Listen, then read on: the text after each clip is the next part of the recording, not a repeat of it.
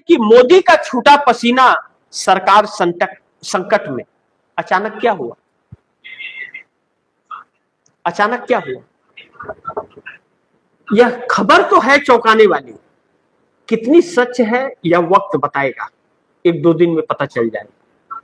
कहा जा रहा है कि ट्रंप जो ईरान की तरफ अब धीरे धीरे बढ़ना शुरू किए हैं, इस युद्ध में अमेरिका भारत के धरती का इस्तेमाल करने वाला है। मैं नहीं जानता, इसकी पुष्टि मैं नहीं कर सकता, लेकिन चर्चा बड़ी तेजी से हो रही है। इस वक्त मोदी चाह करके भी ट्रंप से दूरी नहीं बना पा रहे हैं। ईरान इजराइल के युद्ध के बीच में, यह अमेरिका और इजराइल के बीच में फंस गए हैं मोदी बुरी तरह से। एक संकट मोड़ ले लिया है इन्होंने, और इस संकट के अंदर नरेंद्र मोदी को कई मार पड़ रहे हैं। 4 राज्यों और एक केंद्र शासित प्रदेश राज्यों के चुनाव पर महंगाई की मार, अब रेट बढ़ रहे हैं और पूरा महीना रेट अभी धीरे धीरे बढ़ा सकते हैं, एक बार बढ़ा नहीं सकते हैं। नुकसान काफी हो रहा है, कंपनियां मोदी से सब्सिडी मांगेंगी और चुनाव अगर बढ़ा देते हैं तो चुनाव हार जाएंगे। इन 5 राज्यों में एक ही राज्य भाजपा के पास है, असम, लेकिन वह भी असम हाथ से जाता हुआ नजर आ रहा है। पश्चिम बंगाल के अंदर इतना कुछ षड्यंत्र रचने के बाद भी ममता बनर्जी कड़ी चुनौती दे रही है।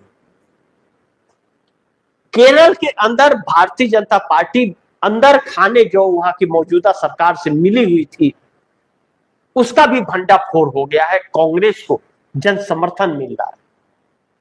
जैसे लोकसभा चुनाव में उत्तर प्रदेश में हुआ था, वैसे ही बेकाबू जनता है, जैसे कर्नाटक में हुआ।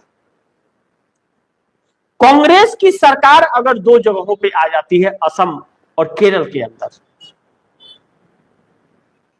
तमिलनाडु में कांग्रेस और डीएमके, पश्चिम बंगाल में ममता बनर्जी और पांडिचेरी में कांग्रेस का जनाधार, तो भारतीय जनता पार्टी यानी कि मोदी सरकार को एक नई मुसीबत में आकर के खड़ी हो जाएगी।